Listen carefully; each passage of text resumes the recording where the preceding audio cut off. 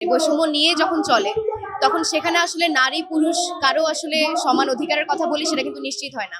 আজকে আমরা দেখতে পাচ্ছি যে সমাজে এখানে নারীদের যে অবস্থান সেখানে সেটা কিন্তু আসলে মূলত সমাজে নারীর প্রতি যে দৃষ্টিভঙ্গি সেই জায়গা থেকে কিন্তু এটা হচ্ছে।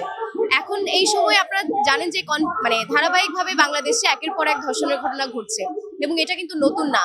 আমরা দেখেছি যে এর আগেও মানে আওয়ামী লীগ সরকারের আমলেও কিন্তু এই ধর্ষণের ঘটনাগুলো ঘটেছে, এখনো কিন্তু সেটা র্যাপিডলি ঘটছে। তাহলে কেন? আমরা মুক্তিযুদ্ধ যখন করেছি তখন আমরা বৈষম্যের বিরুদ্ধে কথা বলেছিলাম, কিন্তু এরপরেও নারীদের যে সাম্য সেটা আমরা নিশ্চিত করতে পারি নাই। এবং জুলাই অভ্যুত্থানের সময় আমরা বলেছিলাম নারী স্বাধীনতার কথা, এবং তখন নারী পুরুষ সমানভাবেই কিন্তু আন্দোলনে অংশগ্রহণ করেছিল। কিন্তু মানে জুলাই অভ্যুত্থানের পরেও আমরা দেখলাম যে নারীদের আসলে সমান অধিকার এখানে নিশ্চিত করা যায়নি।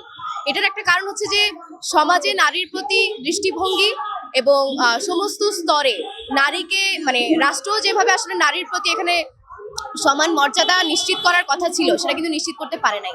কারণ আমরা দেখলাম যে এই যে একের পর এক ধর্ষণের ঘটনা ঘটছে এটার কিন্তু কোনো সুনির্দিষ্ট বিচার ব্যবস্থা আমরা দেখলাম না।